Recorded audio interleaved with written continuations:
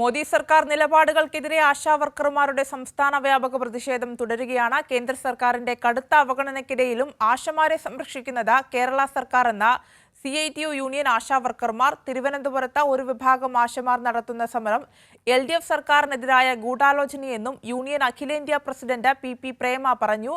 ഇപ്പോൾ കോഴിക്കോട് നിന്ന് ചേതൻ സാജനും അതുപോലെ തന്നെ തൃശൂരിൽ നിന്ന് ശരത് ഒങ്ങലൂരുമുണ്ട്. ആദ്യം ശരത്തിലേക്ക്. ശരത്ത്, സംസ്ഥാന വ്യാപകമായി ആശമാരുടെ സമരം പ്രതിഷേധ സമരം തുടരുകയാണ്.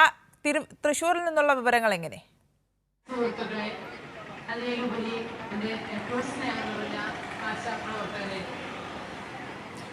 കേന്ദ്ര സർക്കാരിന്റെ ആശാവർക്കർമാരുള്ള അവഗണനയ്ക്കെതിരെ CITUവിന്റെ നേതൃത്വത്തിലുള്ള ആശാവർക്കർമാരുടെ സമരം കേരളത്തിലുടനീളം നടക്കുകയാണ്. ഇപ്പോൾ തൃശ്ശൂർ AG ഓഫീസിന് മുന്നിലാണ് സമരം നടക്കുന്നത്. സമരം ഇപ്പോൾ അല്പസമയത്തിന് മുമ്പാണ് അസോസിയേഷന്റെ ജില്ലാ പ്രസിഡന്റ് കൂടിയായിട്ടുള്ള KK രാമചന്ദ്രൻ MLA ഉദ്ഘാടനം ചെയ്തത്.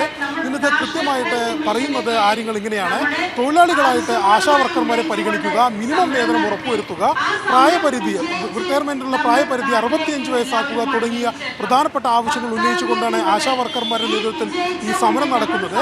എല്ലാ കാലത്തും കേന്ദ്ര സർക്കാർ ആശാവർക്കർമാരോട് നിഷേധാത്മക നിലപാടാണ് സ്വീകരിച്ചിട്ടുള്ളത്.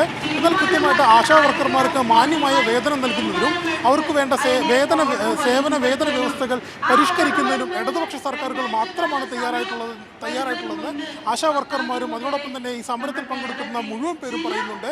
വളരെ കൃത്യമായി ശ്രദ്ധിക്കേണ്ട ഒരു കാര്യം ഇതിനകത്ത്, ഉമ്മൻചാണ്ടി സർക്കാരിന്റെ സമയത്ത് അവസാന കാലത്ത് ആശാവർക്കർമാർക്ക് ലഭിച്ചിരുന്ന വെറും 500 രൂപയായിരുന്നു. നിലവിൽ 10,000 രൂപ മിനിമം ഏറെക്കുറെ എല്ലാവർക്കും കിട്ടുന്നുണ്ട്. 26,812 ആശാവർക്കർമാരാണ് കേരളത്തിലുള്ളത്. കേരളത്തിന്റെ ആരോഗ്യ മേഖലയുടെയും സാമൂഹിക പ്രവർത്തനങ്ങളുടെയും നട്ടെല്ലായി പ്രവർത്തിക്കുന്ന ആശാവർക്കർമാർക്ക് മാന്യമായ വേതനം ഉറപ്പാക്കണമെന്ന് ആവശ്യപ്പെട്ടുകൊണ്ടാണ് CITUവിന്റെ നേതൃത്വത്തിൽ സംസ്ഥാന വ്യാപകമായിട്ട് ഇത്തരത്തിലൊരു സമരം നടക്കുന്നത്. ഇതിന് വലിയ രീതിയിൽ ആശാവർക്കർമാരുടെ ഭാഗത്തുനിന്ന് വലിയ പങ്കാളിത്തമാണ് ലഭിക്കുന്നത്. CMS സ്കൂളിന്റെ സമീപത്ത് നിന്ന് ആരംഭിച്ച മാർച്ച് ഏതാനും സമയം മുമ്പാണ് AG ഓഫീസിന് മുമ്പിലെത്തിയത്. അതിനുശേഷം നടന്ന ധർണ, AG ഓഫീസിന് മുമ്പിൽ വെച്ച് നടന്ന ധർണ KK രാമചന്ദ്രൻ MLA ആണ് ഉദ്ഘാടനം ചെയ്തത് തൃശ്ശൂർ.